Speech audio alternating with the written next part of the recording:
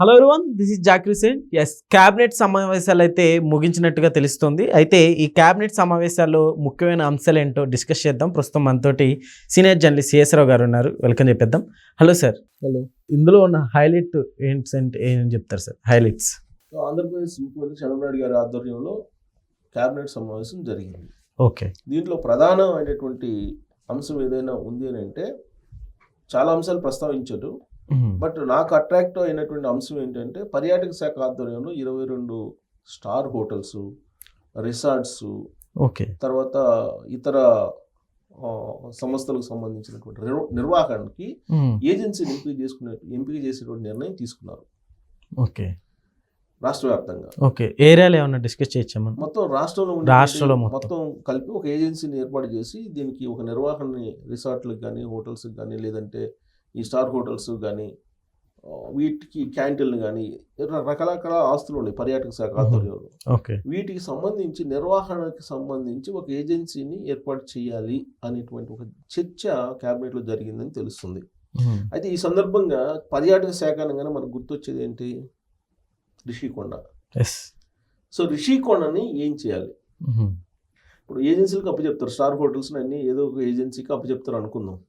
Tender బిల్సో లేకపోతే ఇంకో మార్గంలోనూ దానికి కొన్ని పారామీటర్స్ పెట్టి టెండర్ కాల్ఫర్ చేసి గ్లోబల్ టెండర్ బిల్స్ ఎట్నో దాని నిర్వాహకాన్ని అప్పచెప్తారు అనుకుందాం.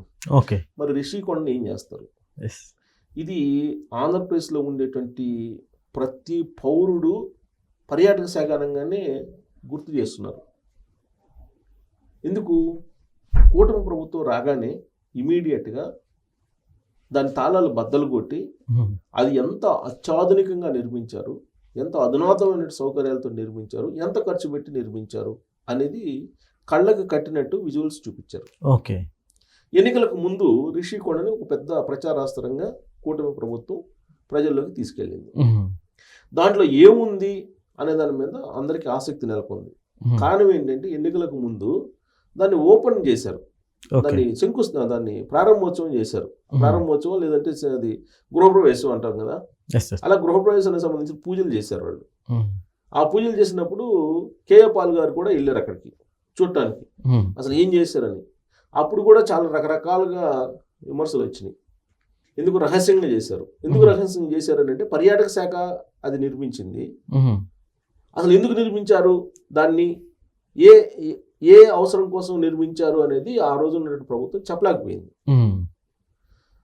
అక్కడి నుంచి పరిపాలన చేస్తాను, వైజాగ్ ఎజుకుడు రాజధాని, నేను అక్కడి నుంచే పరిపాలన చేస్తానని చెప్పి డైరెక్ట్గా చెప్పలా. ఎందుకంటే కోర్టులో ఉంది కాబట్టి. ఓకే. అది ఎందుకు నిర్మించారంటే ఒకసారి ఏమో రాష్ట్రపతి వచ్చి విడుదల చేయడానికి, లేదంటే ప్రధానమంత్రి వచ్చి విడుదల చేయడానికి అని చెప్పి కొన్ని రోజులు చెప్పారు. కొన్ని రోజులు అని చెప్పి పర్యాటక శాఖ కోసం చేసామని చెప్పి కొన్ని రోజులు చెప్పారు. ఎవరైనా విశిష్ట అతిథులు వస్తే అక్కడ విడుదల చేయడానికి నిర్మించామని ఇంకొన్ని రోజులు చెప్పారు. అంటే రకరకాలు చెప్పారు. దానికి కారణం ఏంటంటే దాని కోర్టులో ఉంది. తర్వాత ఐఏఎస్ కమిటీ దానికి మొత్తం డీవియేషన్ అయి ఉంది, అక్కడ నిర్మాణాలు కూడా డీవియేషన్ అయి ఉన్నాయి. దాని మీద కమిటీ చేశారు, రిపోర్ట్స్ ఉన్నాయి, తర్వాత గ్రీన్ ట్రిబ్యునల్కి సంబంధించినటువంటి ఇష్యూస్ ఉన్నాయి అక్కడ. ఇవన్నీ చాలా ఉన్నాయి. ఓకే. పర్యావరణాన్ని నిబంధనలకు విరుద్ధంగా, పర్యావరణ చట్టాలకు విరుద్ధంగా నిర్మించినటువంటి భవనం అది. అది 550 కోట్లకు పైగా ఖర్చు పెట్టి నిర్మించారు. నిర్మించి అంతా అయిపోయింది. ఎలక్షన్ అయిపోయాడు, కూటమి అధికారంలోకి వచ్చింది. లేదంటే జగన్మోహన్ రెడ్డి గారు ఆ ఇంట్లో విడిది చేసేవాళ్ళు. ఓకే. ఇప్పటికి కూడా ఫుల్ ఖర్చు అవుతున్నట్టుగా కూడా తెలుస్తుంది సార్.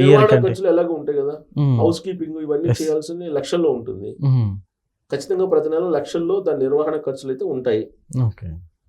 ఇప్పుడు ఇంత చేసి ఇంకొక హైలైట్ కూడా ఏంటంటే ఆ భవనంలో ఆ రోజు కేఏ పాల్ చేసినటువంటి ఆరోపణ ఏంటంటే నర్బల్ ఇచ్చారని కూడా ఆరోపణలు చేశారు. అప్పుడు ఆయన వెళ్ళారు కదా, నన్ను ఎందుకు రానివ్వలే, ఎవరు రానివ్వలా అక్కడికి, ఎవరిని రానివ్వలా.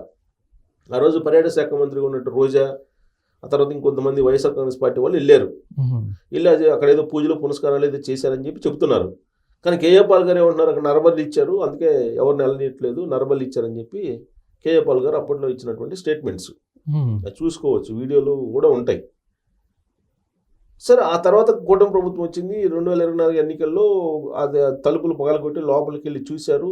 అన్ని అక్కడ ఎన్ని గదులు ఉన్నాయి, తర్వాత ఎక్కడెక్కడ ఏమేమి ఏర్పాటు చేశారు, ఇవన్నీ కూడా చూపించారు. ఇవన్నీ చూపించిన తర్వాత ఇది ఇంత పెద్ద ఖరీదు విలాసవంతమైన భవనం కట్టారు, ఇంత అవసరమా అని చెప్పి ప్రశ్నించారు. బాగానే ఉంది అంతవరకు. సో ప్రజలు కూడా హర్షించారు. మరి సంవత్సరం 2 నెలలు 3 నెలలు అయింది కొత్త ప్రభుత్వం ఏర్పడి. మరి ఈ పర్యాటక శాఖ ఆధ్వర్యంలో ఉన్నటువంటి ఆ భవనాన్ని ఏం చేయాలి అనే దాని మీద ఇవాళ వరకు కూడా ఒక నిర్ణయం తీసుకోలేదు. మరి స్టార్ హోటల్స్, పర్యాటక శాఖ ఆధ్వర్యంలో ఉండేటువంటి 22 స్టార్ హోటల్స్, రిసార్ట్స్, తర్వాత ఇతరత్ర క్యాంటీన్స్ కానీ ఇవన్నిటిని కూడా ఒక ఏజెన్సీకి ఇవ్వాలని చెప్పి నిర్ణయం తీసుకున్నారు క్యాబినెట్లో అని తెలుస్తుంది. మరి రిషికొండ ఎవరికి ఇస్తారు? ఇదే ఏజెన్సీకి ఇస్తారా, లేదంటే రిషికొండ సపరేట్గా ఏమన్నా ఉంచుతారా? అలానే ఎన్ని రోజులు ఉంచుతారు? దాన్ని అసలు ఈ దేనికి ఉపయోగించుకోవాలి అనేది ఇప్పటి వరకు కూడా స్పష్టత రాకపోవడం అనేది ఒక పెద్ద చర్చనీయాంశం అయింది. క్యాబినెట్లో కూడా దాని గురించి ప్రస్తావన వచ్చినట్టు కూడా తెలుస్తుంది. ఇది ఈ స్టార్ హోటల్స్, రిసార్ట్స్ ఏజెన్సీకి ఇచ్చేటువంటి క్రమంలో మరి రిషికొండ ఏం చేద్దాం అనేది కూడా చర్చకు వచ్చినట్టు తెలుస్తుంది. దాన్ని ఫైనల్ చేసినట్టు ఇన్ఫర్మేషన్ రావట్లా. ఓకే. ఇక 2 క్యాబినెట్లో తీసుకున్నటువంటి అంశం ఏంది? ఈ హబ్స్, టెక్ హబ్స్ ఉన్నాయి కదా, టెక్ హబ్స్కి సంబంధించి ల్యాండ్ ఇనిషియేటివ్ చేయాలి, ల్యాండ్ ఇవ్వాలి స్టార్ట్అప్స్కి కానీ టెక్ హబ్స్కి కానీ. మరి ఈ టెక్ హబ్స్కి ల్యాండ్స్ ఇచ్చేసేసి ఇమీడియట్గా ఈ టెక్ హబ్స్ని ఆంధ్రప్రదేశ్లో నెలకొల్పాలి. టెక్ హబ్స్తో పాటు చంద్రబాబు నాయుడు గారు ఇమీడియట్గా వర్క్ స్టేషన్స్ని ఏర్పాటు చేయాలి. టెక్ హబ్స్ అంటే అవే ఆల్మోస్ట్ నేను అనుకోవటం అవే, వాటి గురించి చర్చించుంటారు. వాటికి ల్యాండ్ అలాట్ చేసేస్తే ఆంధ్రప్రదేశ్లో ఉండేటువంటి జిల్లాలు ఇప్పుడు ప్రజెంట్ 26 జిల్లాలు ఉన్నాయి, వాటిని ఏదో పెంచాలి అనేటువంటి ఆలోచన కూడా చేస్తున్నారు.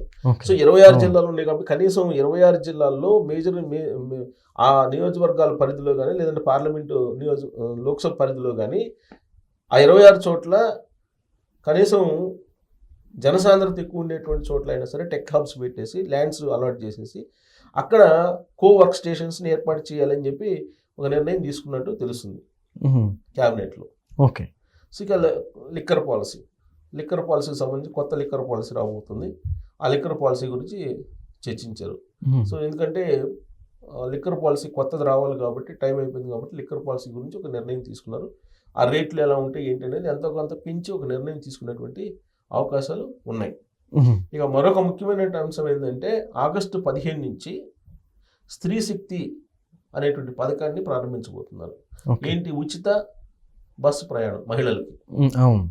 దీనికి సంబంధించి క్యాబినెట్లో చర్చించి ఆగస్టు 15 నుంచి ఈ ఉచిత బస్సు ప్రయాణానికి ఏర్పాట్లు చేయడం, వీటన్నిటి గురించి చర్చించారు.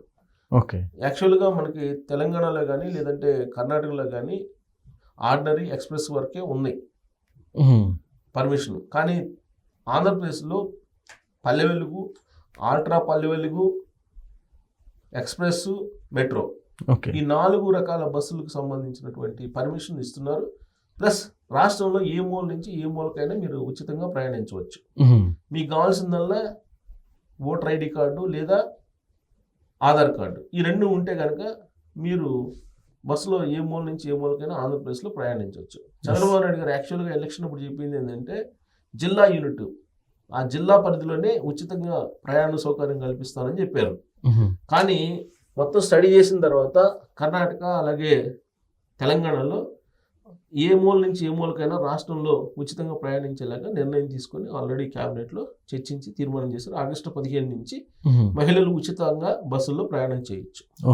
ఇక జర్నలిస్టులకు అక్రిడేషన్ కార్డులు, దానికి సంబంధించి కూడా కీలకమైన నిర్ణయం తీసుకున్నారని చెప్పి తెలుస్తుంది. ఏంటి? ఇప్పటివరకు జర్నలిస్టులు అక్రిడేషన్లు సంవత్సరం 2 నెలలు అయినా కానీ అక్రిడేషన్లకి ఇవ్వడానికి ఇంతవరకు గైడ్ లైన్స్ ఫ్రేమ్ కాల. గతంలో ఉన్నటువంటి అక్రిడేషన్లే కంటిన్యూ చేస్తున్నారు. గతంలో ఉన్నటువంటి అక్రిడేషన్ తీసుకున్న జర్నలిస్టులు ఎవరంటే వైఎస్ఆర్ కాంగ్రెస్ పార్టీ కార్యకర్తలు ఎక్కువ ఉన్నారు. అసలు జర్నలిస్టుల కన్నా వైఎస్ఆర్ కాంగ్రెస్ పార్టీకి సంబంధించిన కార్యకర్తలు ఎక్కువ ఉన్నారు. వాళ్ళకి ఇచ్చుకున్నారు. ఎందుకు? అన్ని రాయితీలు, బస్ ప్రయాణంలో రాయితీలు ఉన్నాయి, కొన్ని వెసులుబాట్లు ఉన్నాయి. సో అందుకని వాటన్నిటిని స్క్రూటినీ చేసి మళ్ళీ అక్రిడేషన్లు ఇవ్వాలి. దానికి సంబంధించి కూడా చర్చించినట్టు తెలుస్తుంది. సో మొత్తం మీద కీలకమైనటువంటి విషయాల్లో టెక్ హబ్స్ ఒకటి, తర్వాత రిషికొండది ఒకటి. మరి రిషికొండది ఏం చేస్తారో చూడాలి. ఇంకా దానికి సంబంధించి అవుట్పుట్ రాలే. డిస్కషన్ అయితే జరిగింది పర్యాటక శాఖ ఆధ్వర్యంలో. ఎండీకి అప్పచెప్పారట. అది పర్యాటక శాఖ ఎండీకి. ఇప్పుడు అమరాపల్లి గారు ఉన్నారు, ఇంకా అక్కడి నుంచి రిలీవ్ కాలే ఆవిడ. అమరాపల్లి గారు ఉన్నారు, అమరాపల్లి గారికి అప్పచెప్పారు. అమరాపల్లి గారికి అప్పచెప్పి మొత్తం ఆ ఏజెన్సీని ఏర్పాటు చేయడంతో పాటు ఆ ఏజెన్సీకి ఇచ్చేసి ఏ ఏజెన్సీకి ఇవ్వాలి, ఎలా ఇవ్వాలి, ఉమ్, రిషికొండ ఏం చేద్దాం, దీని మీద ఒక ప్రపోజల్ ఇస్తే ఆ ప్రపోజల్ని బట్టి ఏమైనా తర్వాత డిస్కస్ చేసుకుంటారు. ఇప్పటివరకు అయితే రిషికొండ ఏం చేయాలి అనేది ఒక పజిల్ ఉమ్. లాగా మారింది. Okay okay sir, thank you.